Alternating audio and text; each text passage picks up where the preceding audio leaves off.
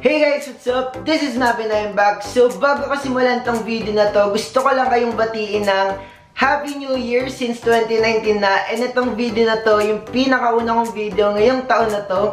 So for today's video, i-unbox na natin yung bago kong ring light na nabili ko pa ito last December. And guys, sobrang excited akong gamitin to kasi alam ko na magiging maganda yung mga filming setups ko sa mga susunod ko pang videos kapag gamit ko na to. And ito guys, palang ring light na to is regalo sa akin actually ng parents ko nung nakaraang birthday ko. So etong ring light na to, nabili namin siya sa may Quiapo, Manila.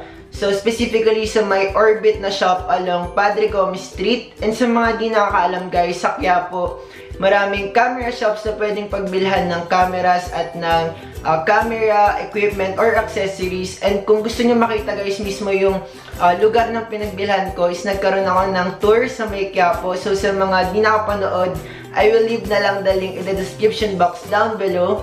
So dun nga guys, sa camera shop na Orbit ako nakabili ng murang ring light. And marami na kasing mga vloggers ang nag-suggest na sa may Orbit daw makakabili ng mga murang camera equipment. And nung pumunta nga ako dun, nakita ko na mura talaga guys yung mga tinitinda nila compared sa malls. So ang price ng ring light na to guys is 4,500. And kung titingnan nyo, hindi na siya masama. Kasi nung nag-canvas kami sa may SM, mostly yung mga ring light nila nagre-range sa mga 8,000. So makakamura ka talaga guys kapag sa Quiapo ka bumili. So itong ring light na to is 18-inch and LED na siya, which is good kasi it can save much electricity compared sa mga traditional na light na nabibili natin. And guys, diba kapag LED, hindi siya yung mabilis uminit. So better na ito yung bibili nyo kapag bibili kayo. So ayan guys, i-unbox na natin siya kasi na-excite na rin akong makita yung ring light and kung ano yung magiging effect niya sa ating filming setup. Ayan, makikita natin yun mamaya. So without further ado, let's get started. So kumuha na ako ng gunting and start na natin siyang i-unbox. So ayan, gupitin lang natin yung tape niya kasi naka-tape siya. Ayan, buksan na natin siya.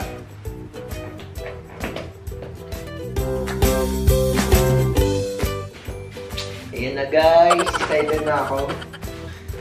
Ayan. Wait lang, pakita ko sa inyo. Kabigat. Ayan siya guys, kitang-kita na agad yung bag ng ring light. So, ayan, gitin na natin.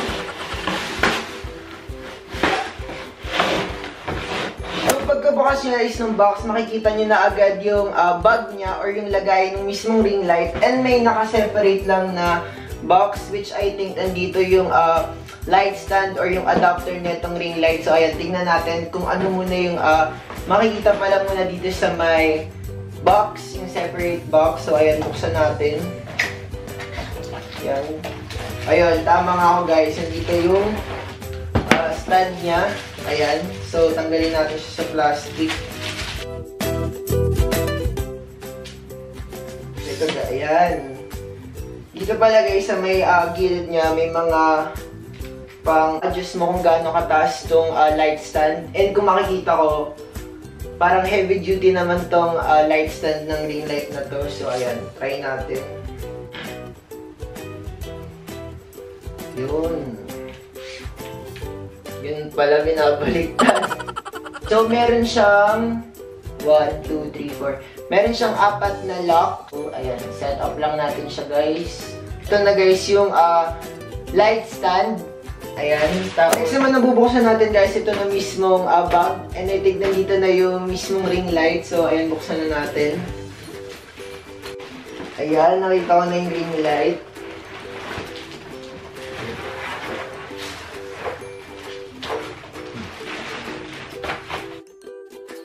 May separate box ulit pagka bukas yun ng bag ng ring light. So nandito yung mga filters. So meron tayong orange filters at saka yung white filter. And I think guys, itong filter na to, ginagamit siya pang pabalance ng light. Or kung gusto mo ng warm, yung quality ng video mo, yung warm light lang. So ito, ilalagay mo siguro itong orange na filter. And so ito na guys yung ring light. So ganyan lang siya kalaki. And nandito na din yung kasama yung cord niya. Ayan, wala nang laman. So, ang laman lang nung bag, guys, is yung mismong ring light at saka yung mga filters. So, ayan, try na natin i-assemble. Itong ring light na to, dito siya may light stand. And ano nga pala, guys, kapag bibili kayo ng ring light, ito kasing ring light na to, wala pa siya yung mismong pinagkakabitan ng mismong camera. So, bumili pa ako ng bukod na hot shoe adapter para malagay ko yung camera ko. So, kapag di kasi kayo bumili nito, walang built-in yung ring light na to ng adapter na to. So, bibili mo pa siya ng bukod. And ito, nabili ko siya sa ibang shops kasi naubusan daw sila ng stock na to. Kasi diba ang hassle kapag gagamit ka pa ng bukod na tripod tapos at saka yung ring light, mas maganda yung ikakabit mo na lang yung camera mo dun sa may ring light para, ayun, 2-in-1 na siya. May ring light ka na tapos may tripod ka pa. Ito, pakita ko sa inyo. Ayan. Ito yung kinakabit mismo sa may ring light. Dito sa may, ito. Sa may, ayan, sa may gitna. Dito siya ikakabit. Mamaya ipapakita ko sa inyo kung paano siya kinakabit. So, ayan, i-assemble lang natin siya. So, guys, kung makikita nyo, matangkad yung ring light. So, kasing tangkad ko lang siya. Ayan, so, ayan, kabit na natin siya. Luluwagan mo pala muna, guys, yung lock niya bago mo siya mailagay. So, tama kaya itong ginagawa natin.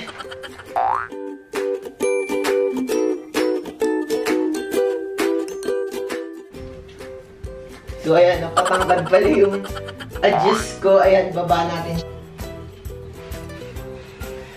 Guys, ayan, naikabit ko na siya sa may stand niya. So, ayan, try na natin siyang isaksak and itest. Ayan, isaksak natin siya. Oops. Yun.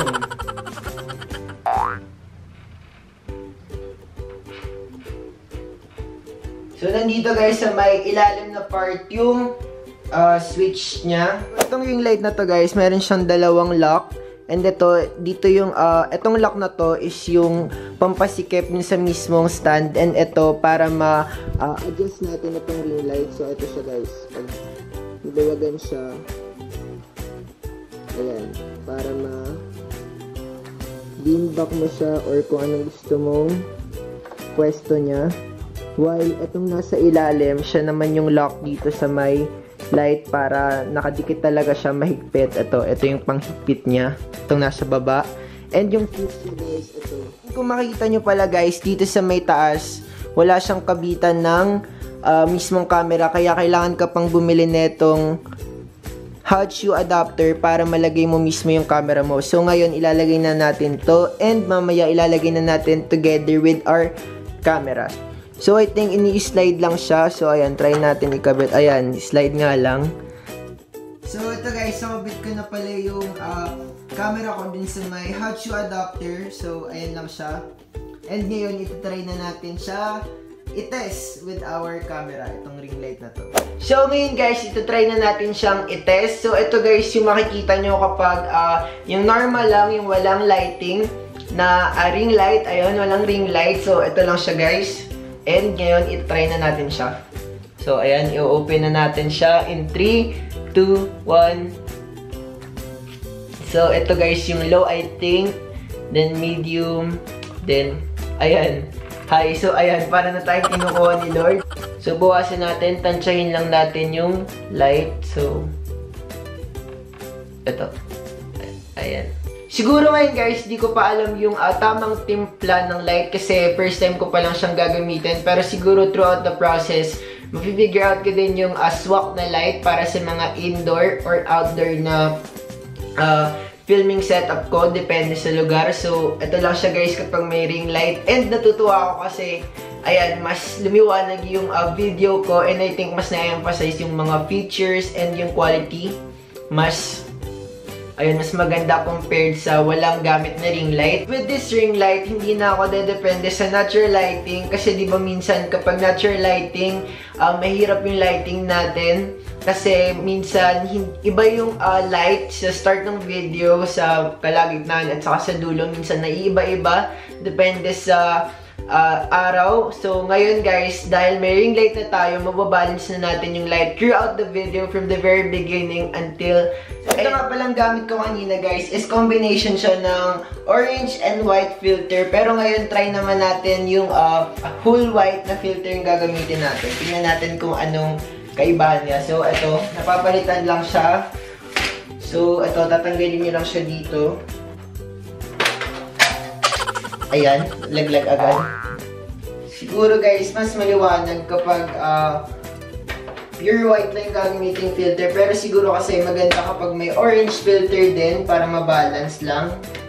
Pero try natin to kapag pure white lang. Gamit natin tong whole white na filter dito sa ring light is mas naging maliwanag lang siya and less yung warm effect niya. Kasi di ba kanina may gamit tayong dalawang orange filter which is yung pang warm na ilaw. So ngayon, ayan, mas maliwanag lang siya compared dun sa equal na orange and white filter. So ngayon naman, itatry natin kapag gamit na natin yung lahat ng orange filter, tignan natin yung magiging resulta ng quality ng video natin.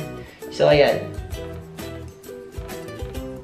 Kung makikita nyo guys, sobrang warm na nung lighting natin. So, parang mataas. Kumbaga sa kapag nag-edit kayo ng pictures, yun, yung mataas yung temperature. So, ayun guys, sana nag-enjoy kayo na samahan ako kanina while unboxing itong ring light na to. Kahit na kanina hindi ko ma-figure out kung saan ko ilalagay. So, ayun, pagpasensyaan nyo na kasi first time ko. So, ayun, sana nag-enjoy kayo. And guys, bago ko pala i-end tong video na to, gusto ko lang mag-thank you sa inyo sa isang buong taon last 2018 na pag-support sa akin throughout the whole year, and sana ngayong 2019 ay supportahan nyo pa rin ako sa mga videos ko kasi marami pa akong mga videos and vlogs to come this year. Thank you guys for watching and I hope you like this video for today, and if you did, don't forget to give this video a big thumbs up if you like it, and comment down below some topics that you want me to do in my next videos, and lastly, subscribe to my channel to be part of the #MavelicFam and click the notification bell button to get notified whenever I post a new video. So see you guys in my next videos. Bye guys!